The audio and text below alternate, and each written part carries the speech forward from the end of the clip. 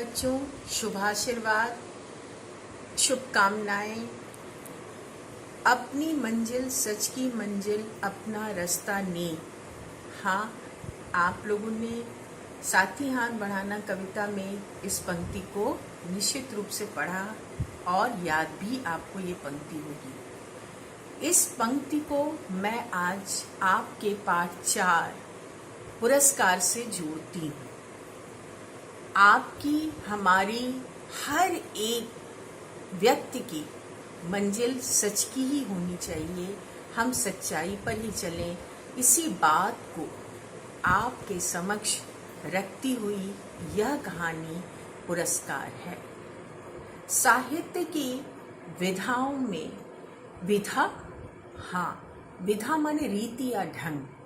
साहित्य विभिन्न ढंग से, रीति से या विभिन्न विधाओं में लिखा जाता है, जिनमें उपन्यास, कहानी, कविता, निबंध, आलोचना, रिपोर्टाज, संस्मरण, रेखाचित्र आदि। सबसे महत्वपूर्ण छात्रों के लिए, आप सबके लिए सबसे महत्वपूर्ण विधा कहानी है। आप लोगों ने इसके पहले 2 कहानी और पढ़ी थी, पार्ट 2 और पार्ट 3 में, लेकिन ये आप तीसरी कहानी अपने पाठ्यक्रम की पढ़ने जा रहे हैं। कहानी वह विधा है जो बहुत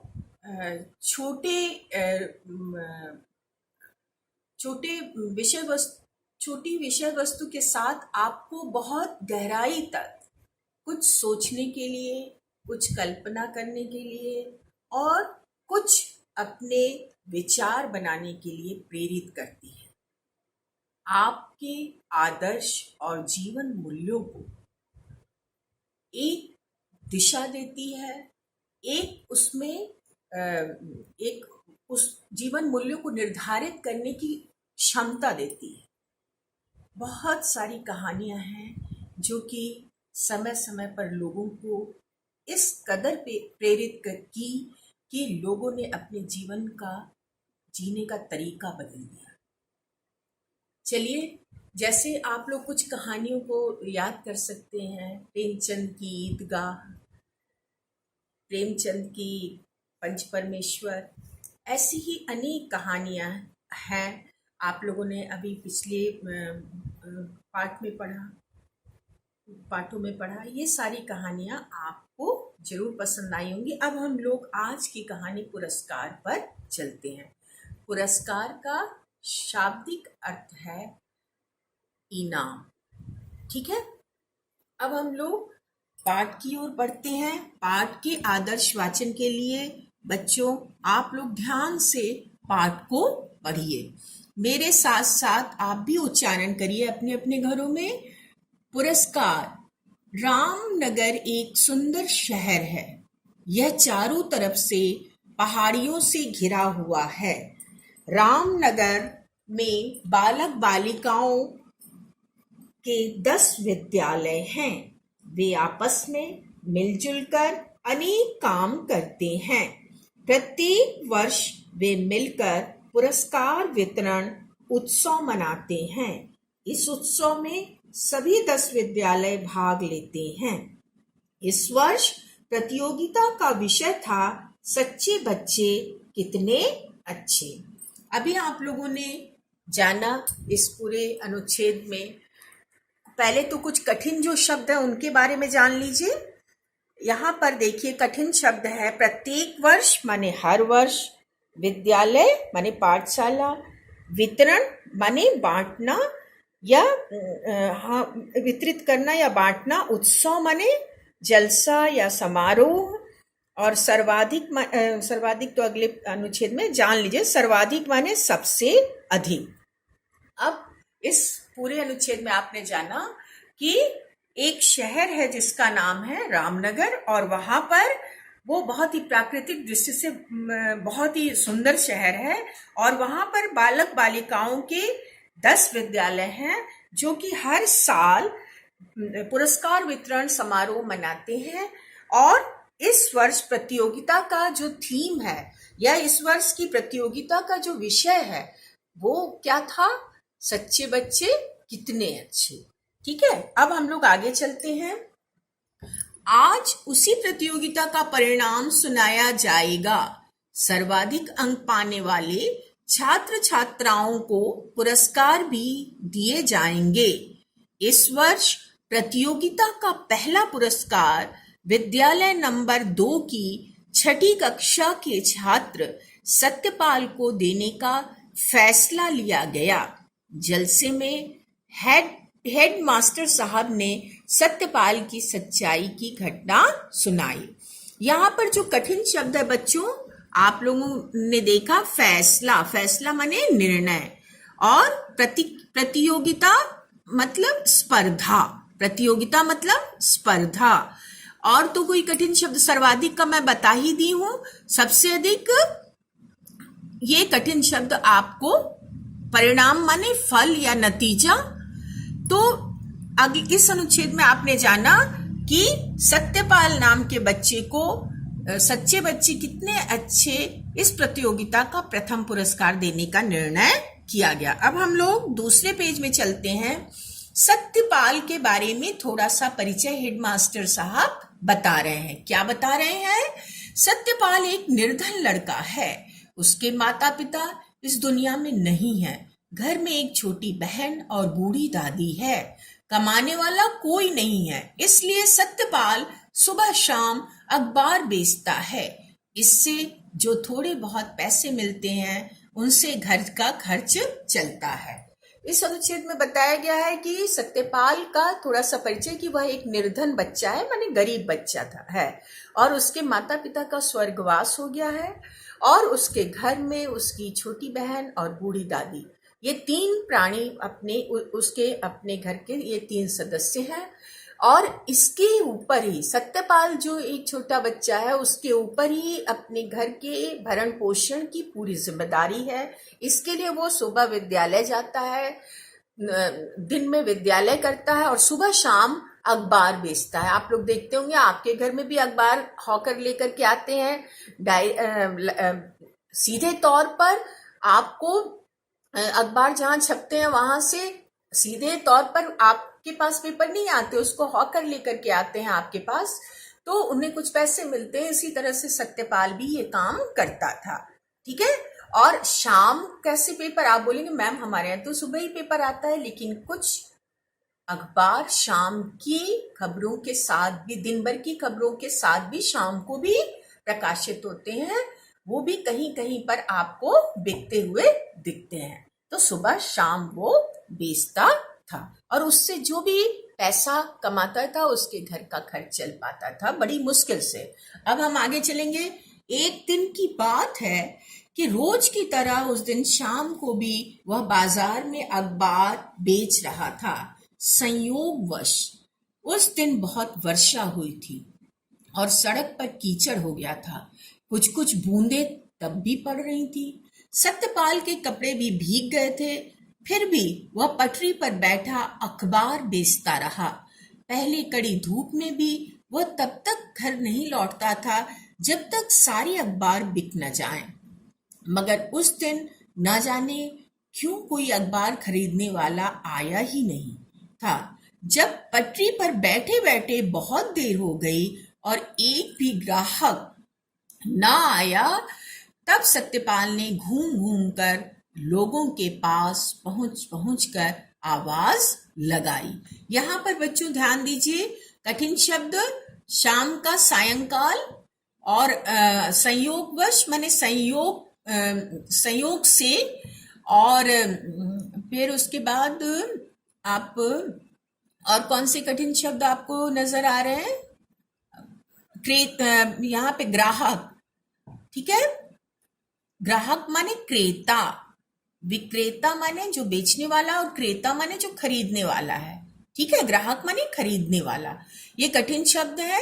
और यहाँ पर जो वर्णन है वो ये है कि वो एक दिन शाम को अपना अखबार बेचने, एक दिन रोज की तरह वो शाम को अखबार बेचने जाता है, लेकिन बाई चांस या संयोग से उस दिन बारिश हो रही होती है और कीचड़ हो रहा होता है। कीचड़ था और ऐसे में कोई भी ग्राहक या खरीदने वाला उसके पास खरीदने के लिए समाचार पत्र नहीं आया। वह बार बार अपना प्रयास करता रहा, चिल्लाता रहा, आज का ताजा अखबार लो, शाम का ताजा समाचार लो, पर आज किसी को भी अखबार पढ़ने की फुर्सत नहीं थी।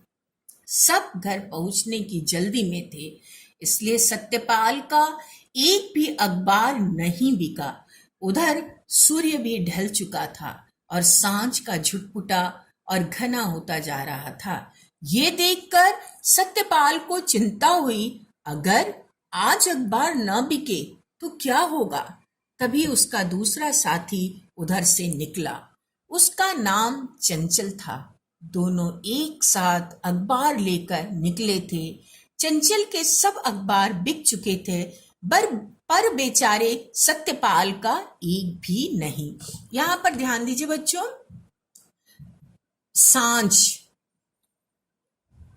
सांझ का शाम और कोई ऐसा शब्द मुझे नहीं नजर आ रहा। अगर आपको आ रहा होगा तो आप सत्र के दौरान पूछ लीजिएगा। तो एक तरफ तो वह बेचने की पूरी कोशिश कर रहा था, चिल्ला रहा था कि अखबार ले लो ताकि उसके कुछ अखबार बिक जाएं और शाम को उसके घर का चूल्हा जल सके। और लेकिन दूसरी तरफ उसके मन में ये मंथन भी चल रहा था कि अरे अगर अखबार नहीं बिके तो क्या होगा घर पर। ऐसी बातों के साथ वो लगातार कोशिश में लगा हुआ था। सूरज ढल रहा था, सूर्यास्त हो रहा था और रात का छुटपुटा फैलने लगा था और वो निराश हो रहा था। तभी उसके पास से उसका मित्र चंचल वहां से गुजरा।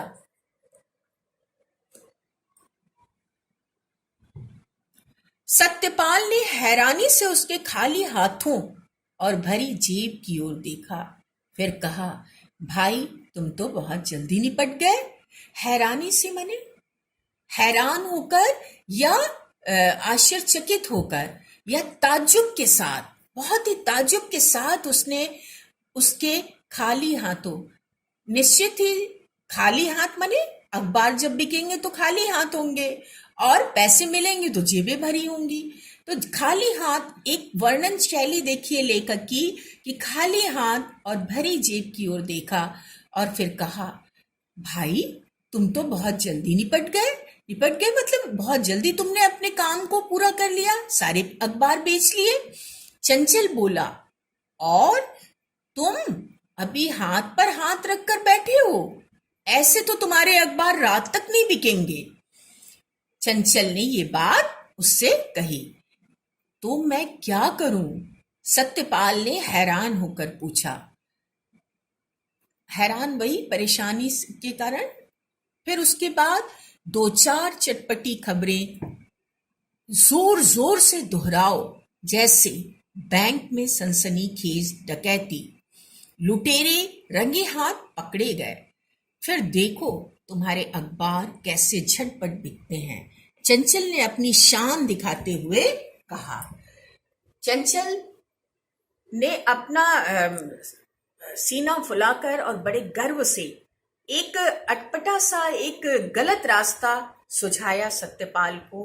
क्या कि तुम 2-4 चटपटी खबरें में मिर्च मसाला लगाकर, मिर्च मसाला माने बढ़ा चढ़ाकर, और चटपटी खबरें मतलब रहस्य रोमांच की खबरें, और जैसे बैंक डकैती की खबर, सनसनीखेज खबर माने ऐसी खबर जो खलबली मचा दे। सनसनीखेज खबर का क्या शाब्दिक अर्थ हुआ?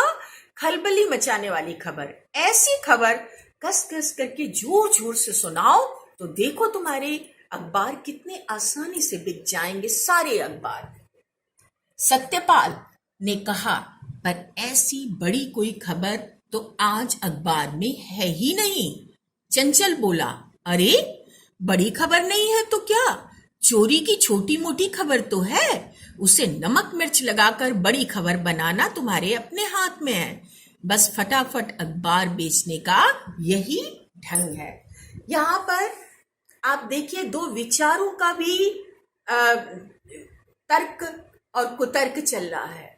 एक तरफ सत्यपाल के सत्य विचार हैं और एक तरफ चंचल की दुनियादारी वाले विचार हैं। इन दोनों विचारों में भी आपस में बहस चल रही है, बहस छिड़ी हुई है। एक तरफ आप ये देख रहे हैं, एक तरफ आप ये देख रहे हैं कि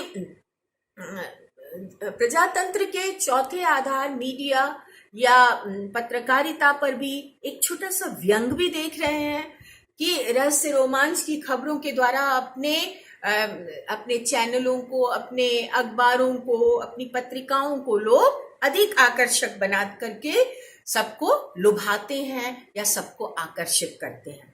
ठीक है बच्चों, इतनी बात समझ में आई। अब हम लोग आगे चलते हैं।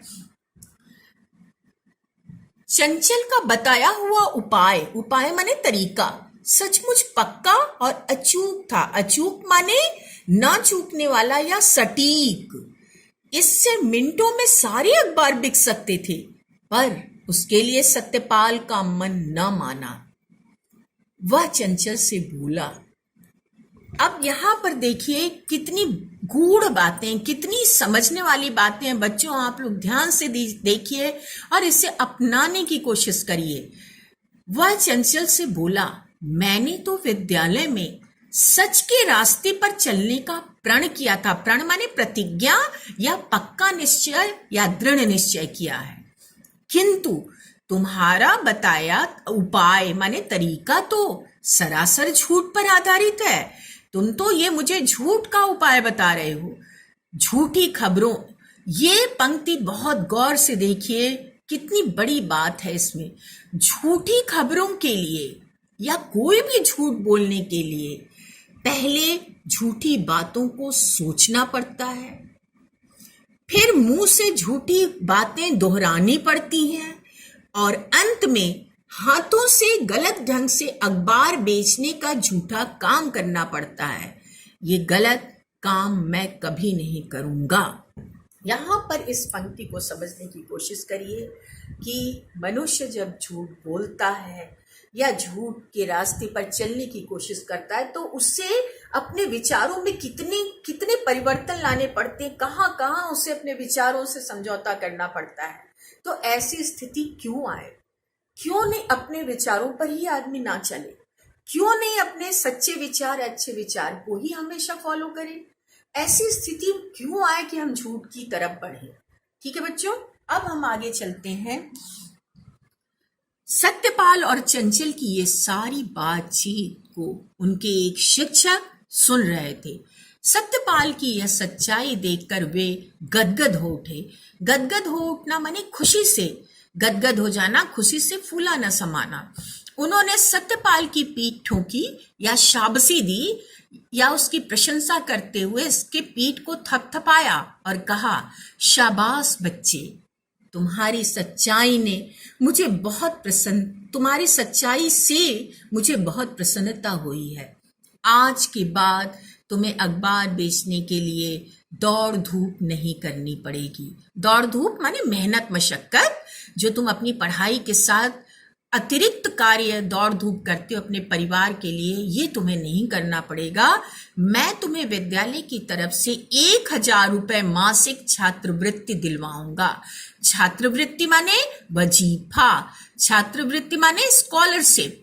ठीक है। सत्यपाल ने विनम्र भाव से कहा। विनम्र भाव से माने बड़े ही विनीत भाव से, बड़े ही नम्र भाव से कहा, गुरुजी, आप विनयशीलता के साथ कहा, गुरुजी, आपकी इस कृपा के लिए बहुत बहुत धन्यवाद। आपने मुझ पर जो ये कृपा या दया या आपने मेरे ऊपर जो अपना आशीर्वाद बनाया, इसके लिए बहुत बहुत शुक्रिया या धन्यवाद। सत्यपाल को उसकी सच्चाई के लिए प्रथम पुरस्कार मिला। सारा हॉल तालियों की गड़गड़ाहट से गूंज उठा। इस प्रकार सत्यपाल ने अपने नाम को सच कर दिखलाया। आपने एक अच्छी कहानी जो कि हमें सच्चाई और अच्छाई के रास्ते पर चलने को प्रेरित करती है पढ़ा। प्यारे बच्चों, आप अपने जीवन में इस कहानी के आदर्श को ढालिए, इस कहानी के जीवन मूल्य को लेकर चलिए। सच्ची बात तो ये है कि जैसे हम सही तरीके से चलने की कोशिश करते हैं, अनेक ऐसे लुभावनी चीजें, अनेक ऐसे लुभावनी बातें, ऐसे अनेक लोग हमें दिग्भ्रमित या पथ भ्रमित या रास्ते से डिगाने की, रास्ते से हटाने की कोशिश में लग जाते हैं और हमें आसान रास्ता चुनने के लिए प्रेरित करते हैं। लेकिन सच्चा बच्चा वही है, सच्चा इंसान वही है जो किसी भी आकर्षण, किसी भी चमकदार चीज के पीछे ना भागकर अपना जो रास्ता चुना है उसने, उस पे दृढ़ता के साथ आगे बढ़े। कभी ये ना सोचे कि सारे लोग तो बड़े आराम से कर रहे हैं काम, तो वो तो अच्छी तरह से हैं और मैं इतना सच्चाई पे चल रहा हूं, मुझे क्या मिला। कभी ये बात अपने दिमाग में न लाए। सच्चाई पे चलना आपका अपना फैसला है, आपका अपना आदर्श है। उससे आपको क्या मिला, ये मूल्यांकन आप नहीं करेंगे। इस मूल्यांकन को आप करना छोड़ दीजिए और दृढ़ता से अपने सच्चाई के रास्ते पर चलिए। बच्चों, अंत में मैं एक पंक्ति के साथ आज की कालांश को खत्म करती हूँ। बना रहा जो अपने पद पर लाख मुसीबत आने पर, मिली सफलता जग में उसको जीने पर मर जाने पर। बना रहा जो अपने पद पर, माने जो अपने पद को कभी नहीं छोड़ा, अपने रास्ते को कभी नहीं छोड़ा, वो उसे अंत में सफलता मिलती ही है। इस दृढ़ विश्वास के साथ आप अपने जीवन को आगे बढ़ाइए। और इस कहानी के कुछ कठिन शब्द हैं जिन पर मैंने यहाँ भी निशान लगा दिया है अपनी, लेकिन मैं उन शब्दों को यहाँ पर आपको लिखकर दे रही हूँ। इन शब्दों को बच्चों यहाँ लिखा है, प्रस्तुत ये सारे शब्द हैं। इन सारे शब्दों को अपनी कक्षा कार्य की कॉपी में सुंदर लिखावट में 5-5 बार आपको लिखना है।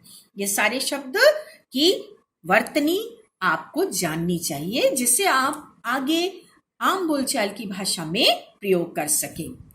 और शब्दार्थ मैं लिखकर भेजूंगी।